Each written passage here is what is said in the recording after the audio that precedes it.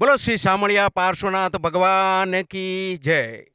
બોલો શ્રી ભૌમિયાજી મહારાજ કી જય. ભારતના ઝારખંડ પ્રદેશમાં આવેલું જૈનોનું અતિ પવિત્ર મહત્ત્વનું તીર્થ એટલે સમેત તીર્થ. આ તીર્થ એવું પાવન તીર્થ છે જ્યાંથી 24 તીર્થંકરમાંથી 20 તીર્થંકર ભગવાન મોક્ષે ગયા છે. આવા મોક્ષ કલ્યાણક ભૂમિની સ્પર્શના કરવા લાખો લોકો દેશ વિદેશથી અહીંયા યાત્રા કરવા માટે આવે છે. પહેલાંના જમાનામાં કહેવાતું કે સમેત તીર્થની જીવનમાં એકવાર યાત્રા તો કરવી જ જોઈએ, અને જેમણે પણ એકવાર યાત્રા કરી તેને આપણે ધન્ય કહેતા. પણ આજે જમાનો બીજો છે, આધુનિક જમાનો છે. આજે આ તીર્થની આજુબાજુમાં 6 એરપોર્ટ લાગે છે. આ તીર્થ પર પાસે ઘણી બધી ટ્રેનો આવી રહી છે. એટલે અહીંયા આવવા માટે વ્યક્તિ જો ધારે તો 24-48 કલાકમાં યાત્રા કરી અને પોતાના સ્થળે મુંબઈ, રાજસ્થાન, ગુજરાત જ્યાં પણ હોય ત્યાં પોતે પાછો જઈ શકે છે. એટલે યાત્રિકોને એક જ નમ્ર વિનંતી છે કે જીવનમાં એકવાર નહીં પણ વર્ષમાં એકવાર તો આ તીર્થની યાત્રા કરો, તો આ તીર્થ આપણું જૈનોનું તીર્થ જે અત્યારે આપણે તકલીફ અનુભવીએ છીએ તેમાંથી તીર્થ બચશે.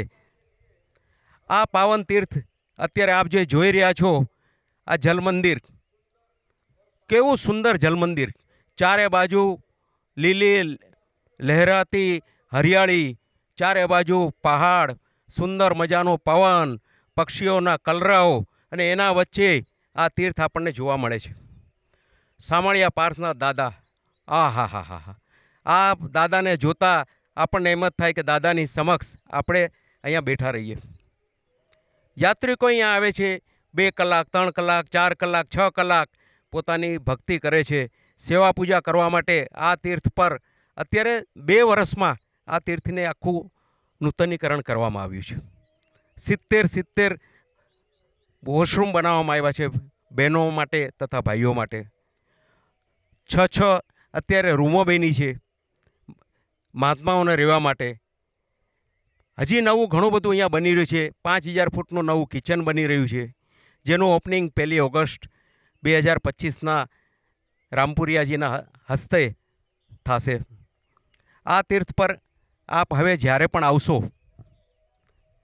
ત્યારે આપને અહીંયા આગળ કેટરિંગની વ્યવસ્થા કરવાની કોઈ જરૂર નથી.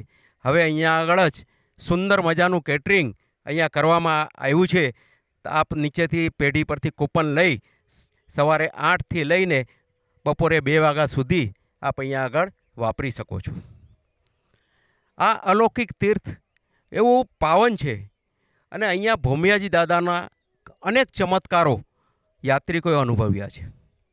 કોઈ પણ યાત્રિક અગર ભૌમિયાજી દાદાના દર્શન કર્યા વગર ભૂલથી જો યાત્રા આવ્યો તો પોતે રસ્તો ભૂલી જાય છે, અને જેવું તે ભૌમિયાજી દાદાને યાદ કરે છે તો કૂતરા રૂપે ભૌમિયાજી દાદા હાજર થાય છે અને તેને રસ્તો દેખાડે છે.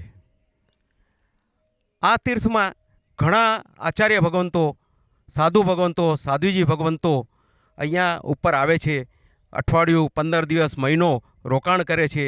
આ વાસુપૂજ્ય દાદાની જે ડેરી છે એના નજીક એક પવિત્ર ગુફા આવેલી છે, તેમાં ઘણા બધા આચાર્ય ભગવંતો મહિનો સુધી રોકાણ કરી અને પોતે પોતાની આરાધનાઓ કરે છે. આવું આ પવિત્ર તીર્થ આપણે શત્રુંજયે પણ જોયું છે, કેવું સરસ સુંદર. ગિરનાર પણ માણ્યું છે. આ બંને તીર્થ આપણે ગુજરાત, મહારાષ્ટ્ર, એમપીના નજીક હોવાથી ત્યાં યાત્રિકોનો ઘસારો ખૂબ જ રહે છે. પણ આ તીર્થ થોડુંક દૂર છે, તો અને જો આ તીર્થને આપણે બચાવવું છે તો આપણે અહીંયા આગળ આપણે આવવું જ રહ્યું.